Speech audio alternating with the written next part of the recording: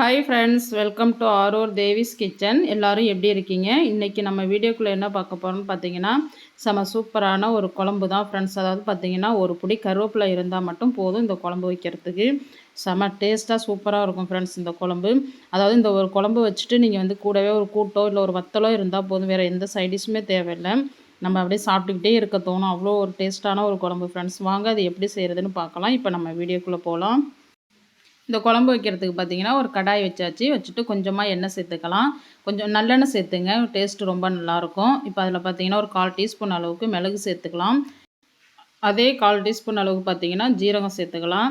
சேர்த்து இப்போ கொஞ்சம் நேரம் நம்ம எண்ணெயிலே பொரிச்சிக்கலாம் அத. அதாவது அடுப்பை வந்து மீடியமாக வச்சுங்க, ஹையில் வைக்காம. கொஞ்சம் நேரம் அதை எண்ணெயில் பொரிச்சிக்கலாம் நல்லா. பாருங்கள் ஃப்ரெண்ட்ஸ், எல்லாம் நல்லா பொரிஞ்சிருச்சு. இப்போ பார்த்தீங்கன்னா, கொஞ்சமாக மணத்த தக்காளி வத்த சேர்த்துக்கலாம். மணத்த தக்காளி வத்த இல்லைன்னா சுண்டைக்காய் வத்த இருந்தால் ஒரு 3 சுண்டைக்காய் வத்த சேர்த்துங்க. இந்த வத்தல் சேர்த்து அது கூட செய்யும்போது ரொம்ப டேஸ்ட்டாக இருக்கும்.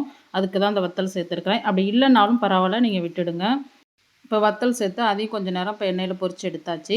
இப்போ பார்த்தீங்கன்னா, ஒரு கைப்பிடி அளவுக்கு நான் கருவேப்பிலை சேர்த்துக்கிறேன். கருவேப்பிலை வந்து ஈரம் இல்லாமல் பார்த்துங்க. அப்போ தான் நல்லா அது பொரிஞ்சு வரும். இல்லைன்னா ஒரு மாதிரியாக வெந்து போனது மாரி ஆகிடும். அதுக்கு தான் நல்லா ஈரம் இல்லாமல் சேர்த்து அதையும் கொஞ்சம் நேரம் நல்லா வதக்கி எடுத்துக்கலாம். பாருங்கள் ஃப்ரெண்ட்ஸ், கருவேப்பிலையும் நல்லா பொரிஞ்சிருச்சு. இப்போ இதை வந்து நம்ம என்ன செய்ய போகிறோம்னா, ஆற வச்சு நம்ம மிக்ஸி ஜாரில் கொடுத்து அரைச்சி எடுத்துக்கலாம். இப்போ பார்த்தீங்கன்னா, குழம்பு தாளித்து ஊற்றிக்கலாம். இப்போ அதே கடாயில் பார்த்தீங்கன்னா, ஒரு 4 ஸ்பூன் அளவுக்கு நான் நல்லெண்ணெய் சேர்த்துக்கிட்டேன். நல்லெண்ணெய் சேர்த்துங்க, ரொம்ப டேஸ்ட்டு நல்லாயிருக்கும். நல்லெண்ணெய் இல்லைன்னா நீங்கள் எந்த ஆயில், கடலெண்ணெய், ரீஃபைண்ட் ஆயில் எது வேணுமாலும் சேர்த்துங்க. இப்போ கொஞ்சமாக கடுகு உளுந்து சேர்த்துக்கலாம். இப்போ இதெல்லாம் நல்லா பொரிஞ்சு வரட்டும். பாருங்கள் ஃப்ரெண்ட்ஸ், கடுகு உளுந்து எல்லாம் நல்லா பொரிஞ்சிருச்சு. இப்போ கொஞ்சமாக நம்ம வந்து வெந்தயம் சேர்த்துக்கலாம். இப்போ பார்த்தீங்கன்னா, 2 முழு பூண்டு எடுத்து உரித்து வச்சுருந்தேன். இப்போ அதை சேர்த்துக்கலாம். அதை சேர்த்து நம்ம எண்ணெயில் நல்லா வதக்கி எடுத்துக்கலாம். இப்போ எல்லாம் நல்லா வதங்கிடுச்சு. ஒரு சின்ன வெங்காயம் சேர்த்துங்க ஃப்ரெண்ட்ஸ். சின்ன வெங்காயம் ரொம்ப நல்லாயிருக்கும் குழம்புக்கு. சின்ன வெங்காயம் பார்த்தீங்கன்னா, ஒரு 20 சின்ன வெங்காயத்துக்கிட்ட சேர்த்துக்கிட்டேன். இப்போ அதையும் நம்ம நல்லா வதக்கி எடுத்துக்கலாம். நல்லா வதக்கி எடுத்துருங்க. எந்த அளவுக்கு நல்லா வதக்கி எடுக்கிறீங்களோ அதுதான் குழம்பு நல்லா டேஸ்ட்டு கொடுக்கும். அதனால் நல்லா வதக்கி எடுத்துக்கலாம். கூடவே கொஞ்சம் கருவேப்பிலை கொத்தும் சேர்த்துக்கலாம். நல்லா வதக்கி அதையும் சேர்த்து நல்லா வதக்கி விட்டுங்க.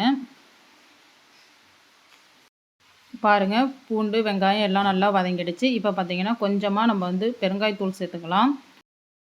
இப்போ பார்த்தீங்கன்னா ஃப்ரெண்ட்ஸ், 2 மீடியம் சைஸு பழுத்த தக்காளி எடுத்து நான் அரைச்சி வச்சுருக்கிறேன். இப்போ அந்த விழுதையும் கூடவே நம்ம பூண்டு வெங்காயத்தை கூட சேர்த்துக்கலாம். சேர்த்து அதையும் நம்ம ஒரு நிமிஷத்துக்கு நல்லா வதக்கி எடுத்துக்கலாம்.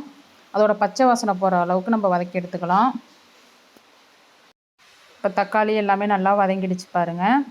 இப்போ நம்ம வறுத்து அரைச்சி வச்சுருக்கிற கருவேப்பிலையை சேர்த்துக்கலாம். கருவேப்பிலை, மிளகு, ஜீரகம் எல்லாம் வறுத்து அரைச்சி வச்சுருக்குறோம். இப்போ அந்த விழுதை நம்ம சேர்த்துக்கலாம் இது கூடவே. இப்போ அடுப்பை நல்லா மீடியமாக வச்சுட்டு இப்போ நம்ம எல்லாத்தையும் நல்லா வதக்கி எடுத்துக்கலாம். பாருங்கள் ஃப்ரெண்ட்ஸ், எல்லாமே நல்லா வதங்கி கலர் மாதிரி வந்துருச்சு பாருங்கள். இப்போ இந்த ஸ்டேஜில் பார்த்திங்கன்னா நம்ம மசாலா சேர்த்துக்கலாம். இப்போ பார்த்திங்கன்னா 1/4 டீஸ்பூன் அளவுக்கு மஞ்சள்தூள் சேர்த்துருக்கேன். சின்ன ஸ்பூனால் 3/4 ஸ்பூன் அளவுக்கு தனி மிளகாத்தூள் சேர்த்துக்கிட்டேன். அதே ஸ்பூனால் பார்த்திங்கன்னா 1 ஸ்பூன் அளவுக்கு மல்லித்தூள் சேர்த்துக்கலாம். இப்போ அதே ஸ்பூன் அளவுக்கு நம்ம குழம்பு மிளகாத்தூள் ஒரு 3 ஸ்பூன் அளவுக்கு சேர்த்துக்கலாம்.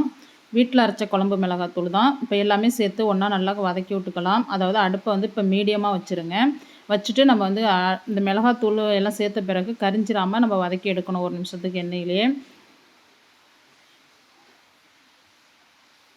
பாருங்கள் ஃப்ரெண்ட்ஸ், எல்லாம் நல்லா வதக்கி எடுத்தாச்சு. இப்போ பார்த்திங்கன்னா, நம்ம அந்த மிக்ஸி ஜாரில் கருவேப்பிலை அரைச்சதுலேயே அதே கழுவி நல்லா தண்ணியும் சேர்த்துக்கிட்டேன். இப்போ எல்லாத்தையும் ஒன்றா நல்லா கலந்து விட்டாச்சு. இப்போ பார்த்திங்கன்னா, ஒரு 5 நிமிஷத்துக்கு மூடி போட்டு மீடியமாக வச்சுருவோம். நல்லா அந்த மசாலா வாடையெல்லாம் நல்லா போய் நல்லா வெந்து வந்துருச்சு பாருங்கள். நல்லா எண்ணெயெல்லாம் பிரிஞ்சு வந்துருச்சு. இப்போ பார்த்திங்கன்னா, நான் ஒரு பெரிய நெல்லிக்காய் சைஸ் புளி எடுத்து கரைச்சி வச்சுருக்கிறேன். இப்போ அந்த புளி தண்ணியை வந்து நம்ம அந்த குழம்போடு சேர்த்துக்கலாம். இப்போ சேர்த்து எல்லாம் ஒன்றா நல்லா கலந்து கொடுக்கலாம். இப்போ இந்த குழம்புக்கு தேவையான அளவு நம்ம உப்பு சேர்த்துக்கலாம். இப்போ பார்த்திங்கன்னா, உப்பு சேர்த்த பிறகு நம்ம மூடி போட்டு ஒரு 15 நிமிஷம் மீடியமாக அடுப்பை வச்சு நல்லா கொதிக்க விடலாம். இப்போ பார்க்கலாம் ஃப்ரெண்ட்ஸ், குழம்பு எப்படி இருக்குன்னு. பாருங்கள், குழம்பு எவ்வளோ திக்காகிடுச்சு பாருங்கள். நல்லா குழம்பு திக்காகி நல்லா எண்ணெயெல்லாம் பிரிஞ்சு சூப்பராக வந்துருச்சு பாருங்கள். நீங்களும் இதே மாதிரி செஞ்சு பார்த்துட்டு எப்படி இருக்குங்கிறத எனக்கு கமெண்ட்ஸில் சொல்லுங்கள். இந்த வீடியோ பிடிச்சிருந்துச்சுன்னா லைக் பண்ணுங்கள், ஷேர் பண்ணுங்கள், கமெண்ட் பண்ணுங்கள், சப்ஸ்கிரைப் பண்ணுங்கள் ஃப்ரெண்ட்ஸ். பக்கத்தில் பெல் பட்டனை கிளிக் பண்ணி